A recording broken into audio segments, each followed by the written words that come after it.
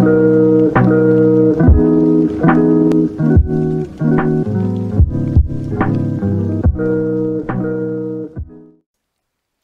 guys, what is going on? RedMaster here, and welcome back to another episode of Cards and Castles of Meta Monthly. This time taking a look into the December 2018 to January 2019 season.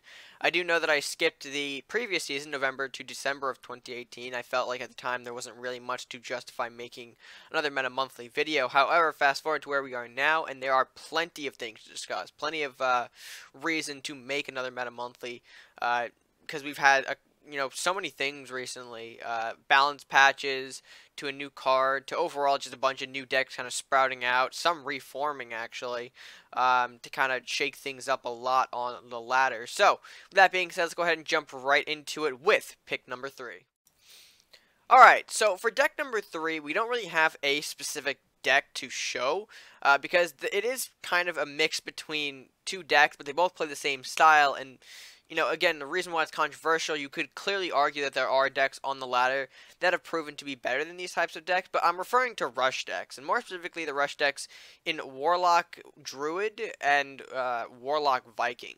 Now, the reason I believe that these types of decks deserve a meta place, or at least in the top 3, is because they've clearly shown that they've been, capable of working even in the kind of environment where we have decks like Greed, like the Pirate Druid, like the Viking Druid, like War Party even. These decks can be considered faster and more effective than some of the heavy hitters that people tend to favor. Like the Greed and the War Party. Both are decks that kind of need some time to set up. They need to...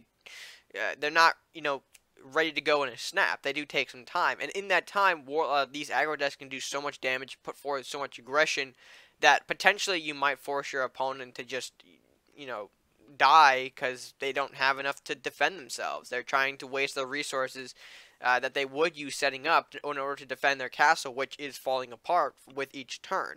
Now, yes, there are decks that can beat this, obviously, but in my mind, I think that the rush decks, they have their place. They have been proven effective. From the burn cards in Warlock to whichever kind of way they can approach it.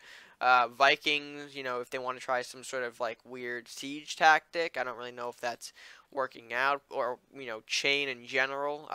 Lightning Blade is a good option. Battle Ready to fortify the weaker units, or if you're gonna go Druid for a little extra support with things like the Mana Core, the Seeds, the Centaur Companions, or maybe even if you want to get bold. I know some rush decks decide to even go into the 5 golds and kind of play, around with Fenrir and Call for 8 in the Druid side.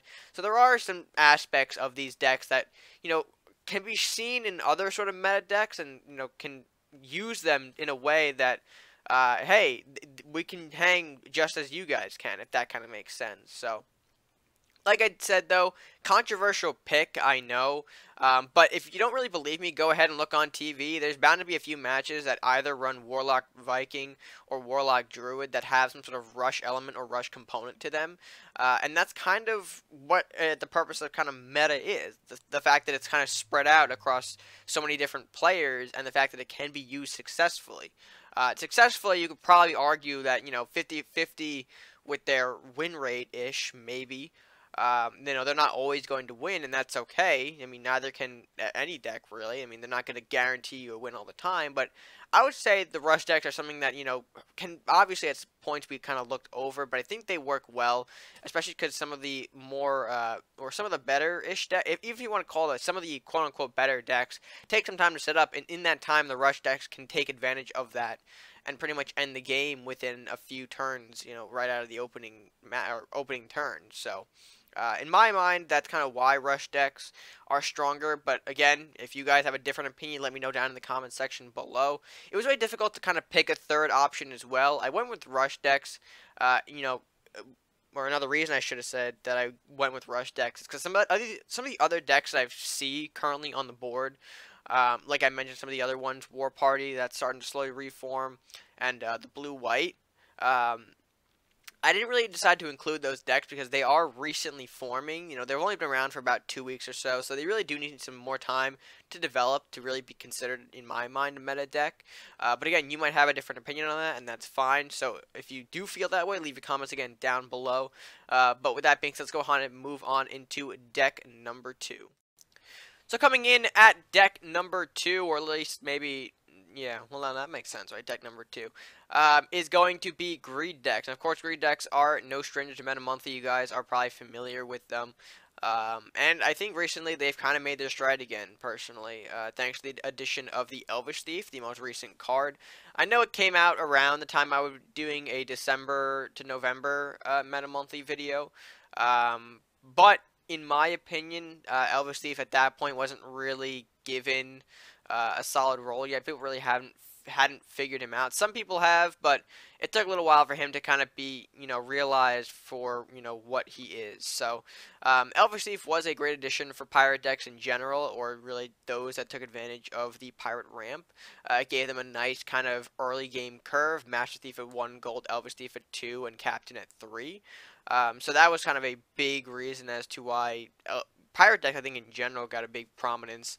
I mean, they've always been pretty powerful, but, I mean, recently they've just shown why they're dominant. And the Elvish Thief kind of just, again, reinforced that fact. So, the reason, although Greed is at number 2, though, rather than being number 1, is that while Greed decks are still effective, they can still, dominate the board. I feel like the time they take to set up can be what causes their demise, and if the pieces really aren't in place for you, or if things aren't really matching up, there's no kind of safety net to kind of rebound from, or at least it's a very tiny safety net at that. Once your opponent kind of chips away at whatever net you have holding you, it's, again, going to be game over for a greed deck. And that's because, again, the school deck doesn't really change focus. They still rely on the School of Knowledge to be kind of what they bank on. With all the ramp that they use, if they don't have a School of Knowledge, they're going to ramp into nothing, and by the time they draw out maybe a school or a bigger unit, the ramp is completely gone. So, again, that's why I think they're a little bit weaker than what's at number 1, but we'll still talk about why greed decks, again, are still powerful.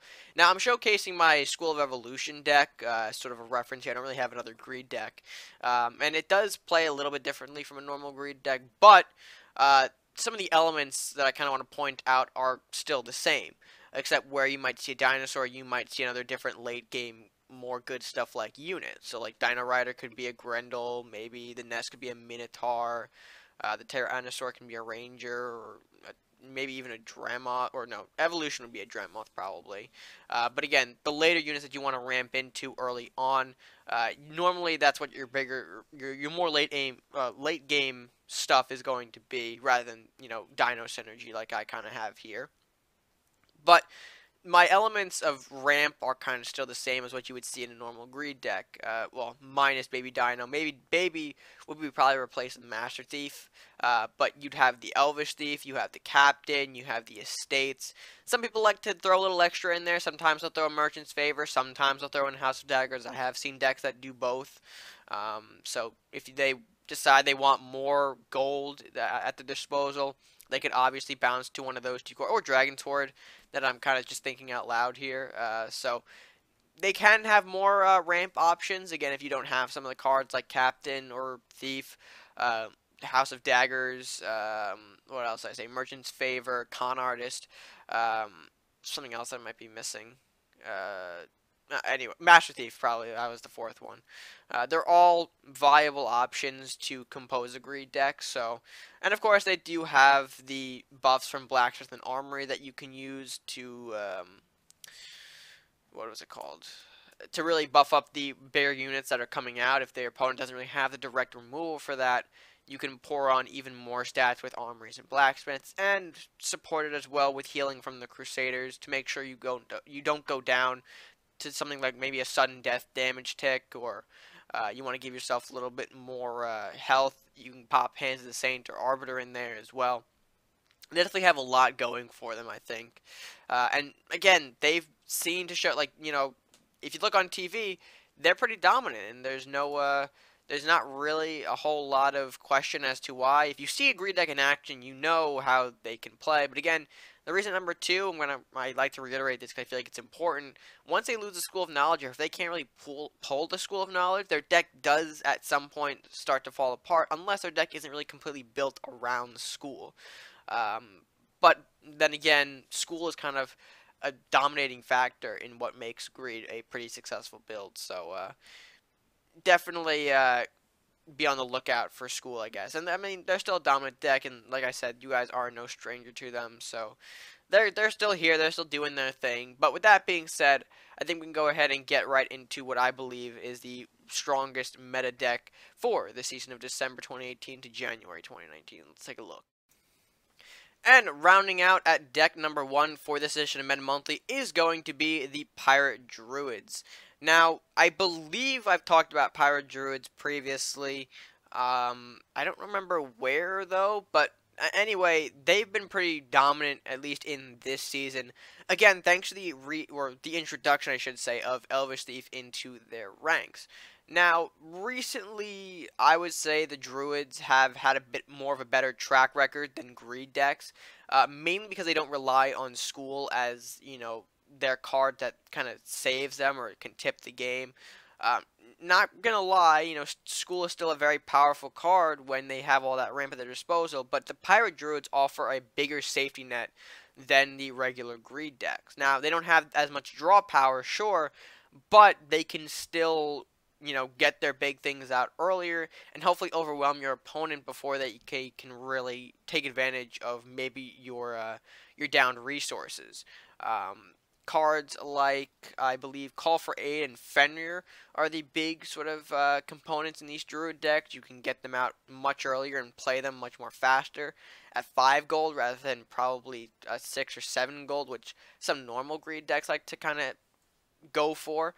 And of course, you have Centaur and Spiny, companion misfits to go ahead and snipe off enemy buildings, and then you have Rampage from not only Fenrir, but of course the Bestial Rage, which can apply Rampage to any unit to kind of storm around and do some extra damage, whether it be with maybe a Mordok, a Robbins, a Ranger, or getting more greed. Oh well, or getting more greed with Elvish Thief. But then again, I don't really think you want to waste a Bestial Rage on a Thief. But you can kind of get the idea now where I'm going with this.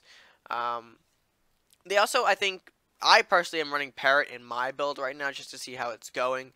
You can run them in Greed decks as well to be a bit more swarmy, you know, like with School. But I think with Parrot Rush, it's better in here than in the School decks because School is usually occupying the spot where you would have Parrot Rush in your deck.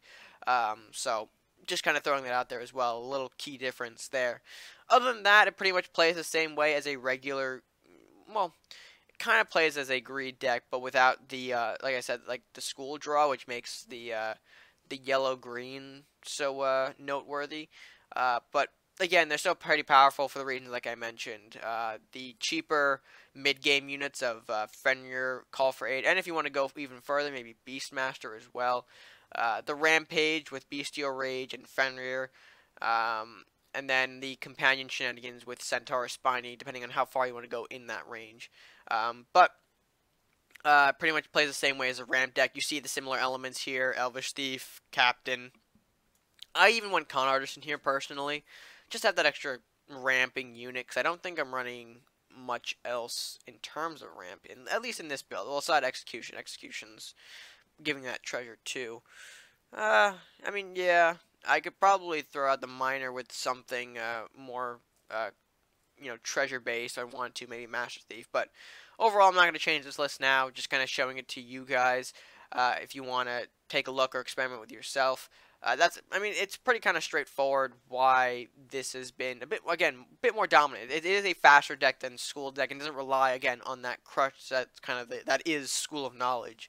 So this deck has a bit more rebounding options, if you will. If you're not doing too well in the game, there's a better chance that you can rebound with this deck than a regular School deck. So in my mind, that's why the Pirate Druids top out at the, you know, #1 at the most meta, maybe. I don't know if I want to make that a term, but again, kind of clear to see why, looking at the deck list and then, possibly seeing on TV that they can be faster than what you might see as a normal school deck. I mean, they still play the same way, kind of push out the big stuff early and overwhelm your opponent. So, yeah, can't really beat that sometimes, unless you carrying a bunch of crazy burn. But normally, no, can't really beat that. And with that being said, guys, that's going to do it for this edition of Meta Monthly. Let me know what you guys think in the comments section below, if you think I made the right or wrong choices, and if you have other opinions, go ahead, feel free to share them down in the comment section below. And don't forget to leave a like on the video, share with any comment down, and subscribe if you're new, if you haven't done so already. I said comment already. That's just become a habit I've gotten into. Can't really say like and share without the comment. But anyway, subscribe if you're new. If you haven't done so already, show your support the channel. Help us grow by clicking that subscribe button. No additional cost to you. And that's going to be it for me. So, until next time, guys, stay gaming.